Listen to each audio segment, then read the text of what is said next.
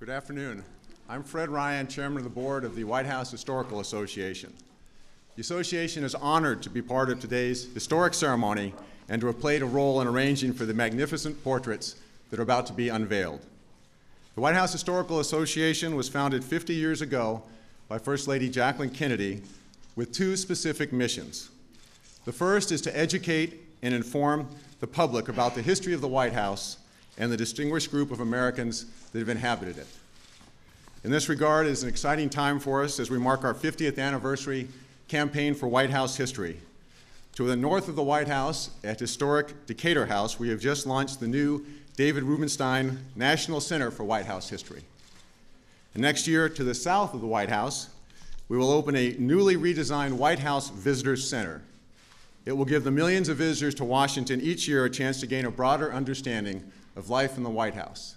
If we can just acquire something on the east and west, we'll have the place surrounded. The other mission of the association is to provide funds to preserve the White House public rooms and enhance its incomparable collection of decorative and fine arts. Over the 5 decades and 10 presidents since our founding, the association is proud to have provided nearly $40 million in financial support for refurbishing and making important acquisitions for the White House. Through the portraits of our presidents and first ladies, it's a wonderful tradition that here in America's house, our country honors those who have honored us. The tradition began with the acquisition of George Washington's portrait in 1800. It was purchased by the United States government. It was viewed as such an important national treasure, it was the object of Dolly Madison's greatest concerns when the British burned the White House in 1814. The White House Historical Association has been privileged to commission the official portrait of every president and first lady over the last 50 years and to acquire historical portraits of those who were previously missing from the White House collection. In our digital world, where so many images are mere flashes on a screen, these enduring portraits of great Americans by acclaimed artists are lasting tributes to our presidents and first ladies and will forever be part of the White House collection. Today, the portraits of President George W. Bush and First Lady Laura Bush will be added to this unique collection of those who have occupied this house and served our nation with distinction. And to those great presidential portrait artists whose works here include Gilbert Stuart, John Singer Sargent, and Aaron Schickler, we now add John Howard Sandon. So today's event may once again prompt one of those great debates that's taken place often within the White House. Strong arguments will be made on both sides. It's not a debate over issues or between parties. It's a debate as to whether the portrait actually looks like the President and First Lady. And we will soon find that out. It is now my distinct pleasure to introduce the President of the United States.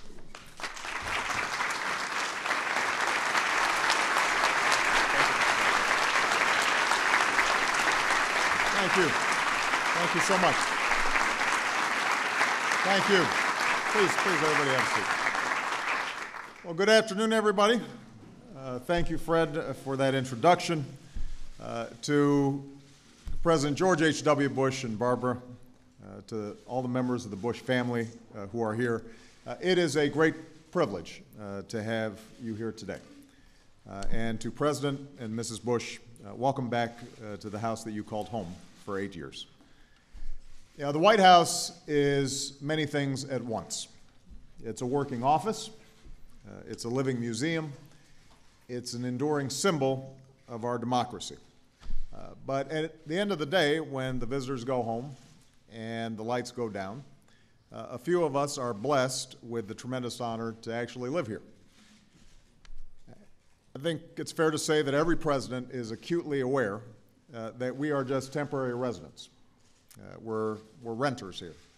We're charged with the upkeep until our lease runs out. But we also leave a piece of ourselves in this place. And today, with the unveiling of the portraits next to me, President and Mrs. Bush will take their place alongside men and women who built this country and those who worked to perfect it. It's been said that no one can ever truly understand what it's like being president until they sit behind that desk and feel the weight and responsibility for the first time, and that is true.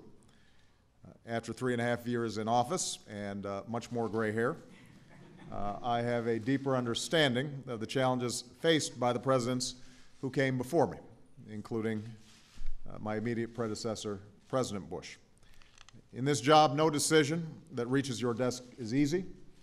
No choice you make is without costs. No matter how hard you try, you're not going to make everybody happy. I think that's something President Bush and I both learned pretty quickly. And that's why from time to time, those of us who've had the privilege to hold this office find ourselves turning to the only people on earth who know the feeling. We may have our differences politically, but the presidency transcends those differences. We all love this country. We all want America to succeed. We all believe that when it comes to moving this country forward, we have an obligation to pull together. And we all follow the humble, heroic example of our first president, George Washington, who knew that a true test of patriotism is the willingness to freely and graciously pass the reins of power on to somebody else. That's certainly been true of President Bush. The months before I took the oath of office were a chaotic time. We knew our economy was in trouble, our fellow Americans were in pain, but we wouldn't know until later just how breathtaking the financial crisis had been, and still, over those 2.5 months, in the midst of that crisis, President Bush, his cabinet, his staff, many of you who are here today, went out of your ways. George, you went out of your way to make sure that the transition to a new administration was as seamless as possible. President Bush understood that rescuing our economy was not just a Democratic or Republican issue, it was an American priority. I'll always be grateful for that. The same is true for our national security. None of us will ever forget where we were on that terrible September day when our country was attacked. All of us will always remember the image of President Bush standing on that pile of rubble, bullhorn in hand, conveying extraordinary strength and resolve to the American people, but also representing the strength and resolve of the American people. And last year, when we delivered justice to Osama bin Laden, I made it clear that our success was due to many people in many organizations working together over many years across 2 administrations. That's why my first call, once American forces were safely out of harm's way, was to President Bush, because protecting our country is neither the work of one person nor the task of one period of time. It's an ongoing obligation that we all share. Finally, on a personal note, Michelle and I are grateful to the entire Bush family for their guidance and their example during our own transition. George, I will always remember the gathering you hosted for all the living former presidents before I took office, your kind words of encouragement. Plus, you also left me a really good TV sports package.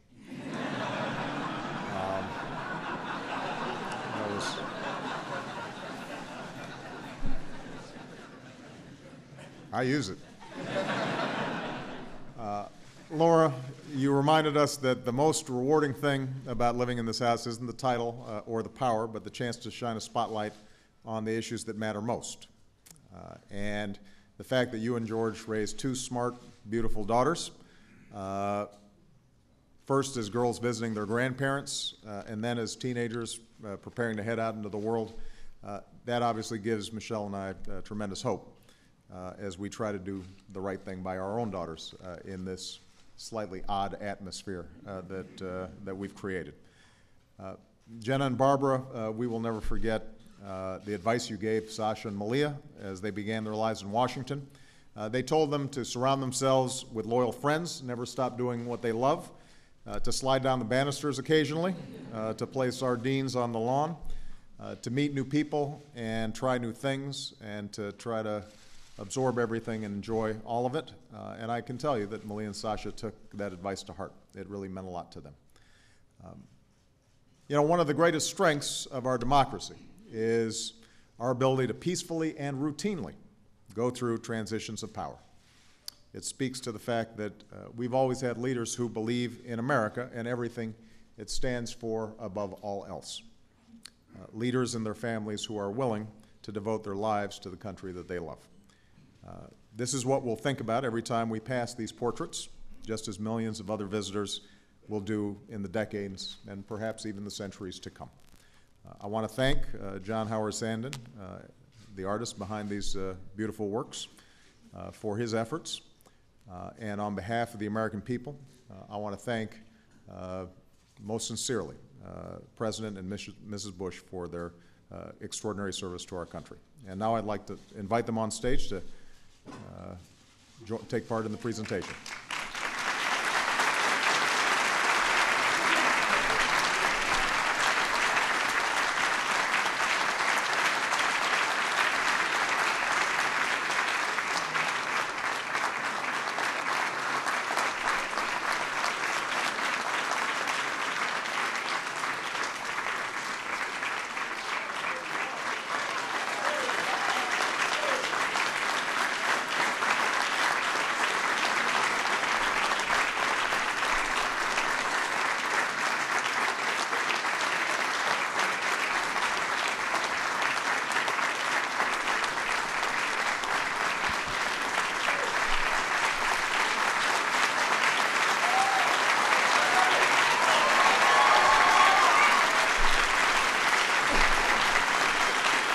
Thank you. Sit down.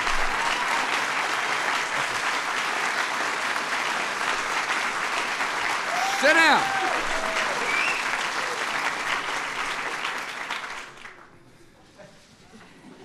Behave yourselves. Mr. President, thank you for your warm hospitality. Madam First Lady, thank you so much for inviting our rowdy friends to my hanging. Laura and I are honored to be here. Mr. Vice President, thank you for coming. We are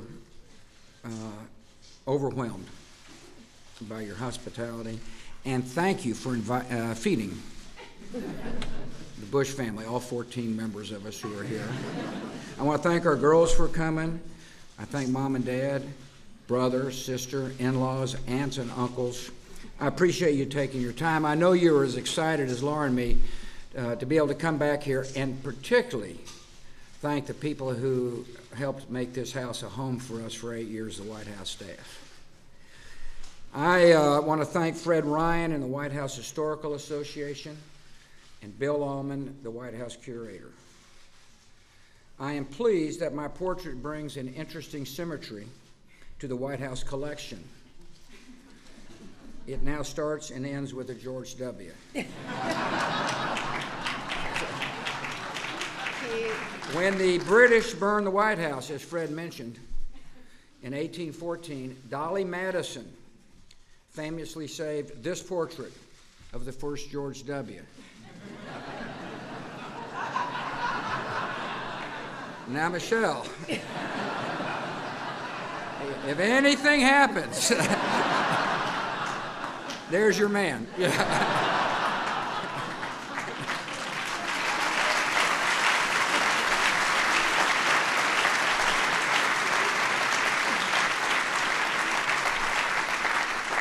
I am also pleased, Mr. President, that when you are wandering these halls as you wrestle with tough decisions, you will now be able to gaze at this portrait and ask, what would George do?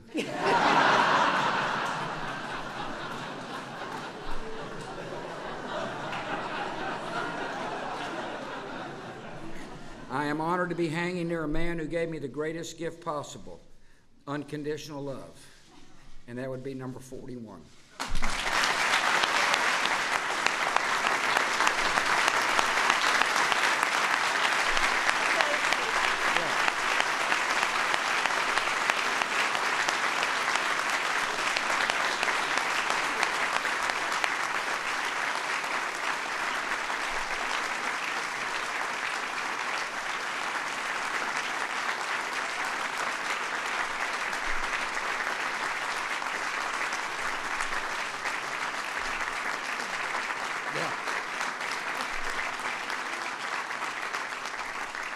I want to thank John Howard Sandin for agreeing to use his considerable talents to paint my likeness. You've done a fine job with a challenging subject. In the portrait, there's a painting by W.H.D. Kerner called A Charge to Keep. It hung in the Oval Office for 8 years of my presidency. I asked John to include it because it reminds me of the wonderful people with whom I was privileged to serve. Whether they served in the cabinet or on the presidential staff, these men and women, many of whom are here, worked hard and served with honor. We had a charge to keep, and we kept the charge. It is my privilege to introduce the greatest First Lady ever. Sorry, Mom.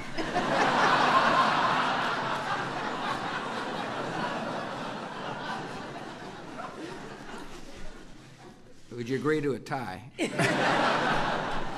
A woman who brought such grace and dignity and love in this house.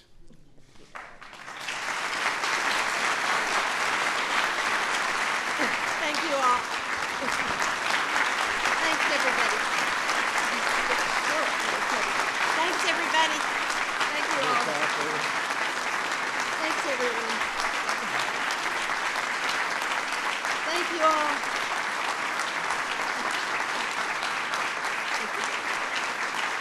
Okay, that's enough. Thank you very much. Thank you, darling. Yeah. Thank you, President and Mrs. Obama. Thank you for your kindness and your consideration today. And it was really gracious of you to invite us back to the White House to hang a few family pictures. And I'm sure you know nothing makes a house a home like having portraits of its former occupants staring down at you from the walls.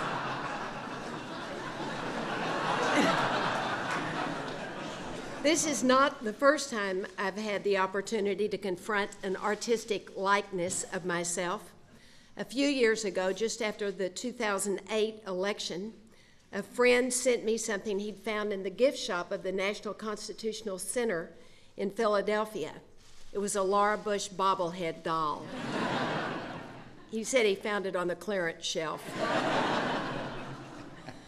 But I'm flattered and grateful to know that this particular work has a permanent home, and thanks to the masterful talent of John Howard Sandin, I like it a whole lot better than I do that bobblehead doll. Thank you very much, John Howard Sandin. You're terrific to work with, and thanks to Elizabeth and your family who've joined you today. Thank you very, very much, John.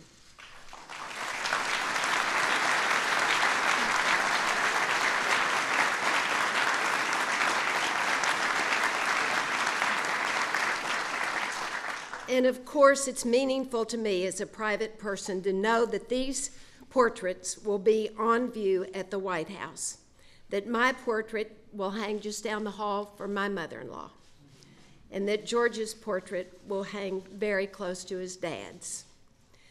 But what's more meaningful is it's meaningful to me as a citizen. This was our family's home for 8 years. It was our home, but it wasn't our house.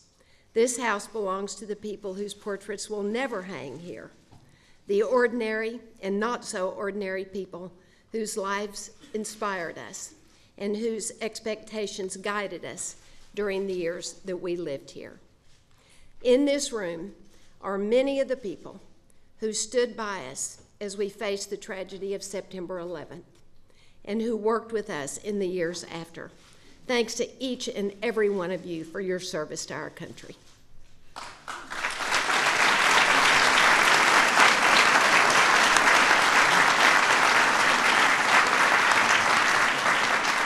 I hope others will see in this portrait what I see, a woman who was honored and humbled to live in the White House during a period of great challenge, and who'll never forget the countless American faces who make up the true portrait of that time. Thank you all very much. Thanks so much. And thank you, Michelle, if you want to come up.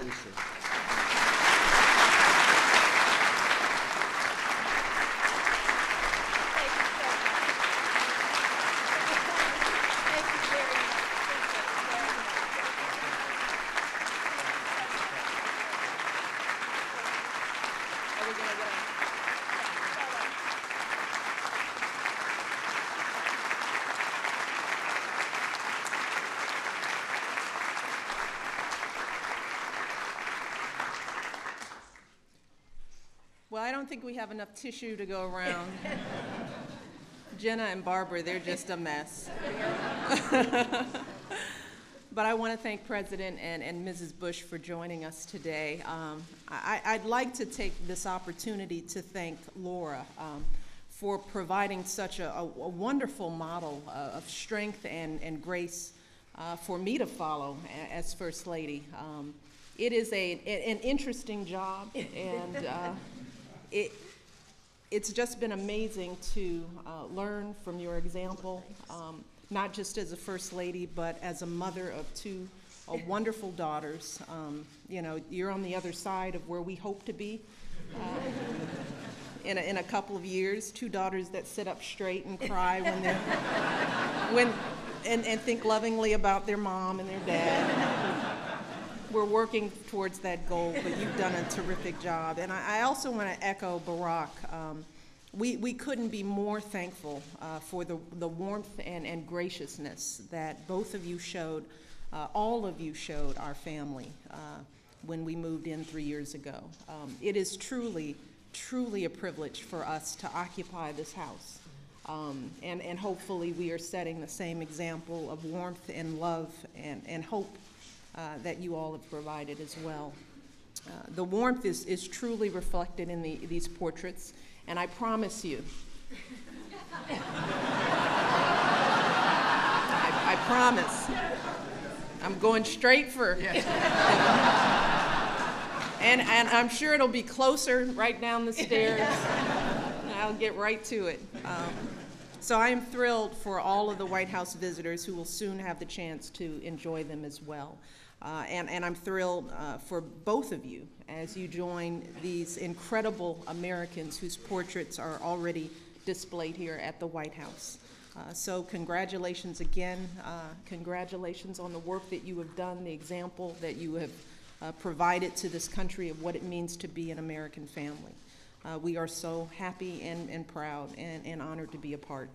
And with that, it is my pleasure to invite you all to join us for a reception right outside in the state room.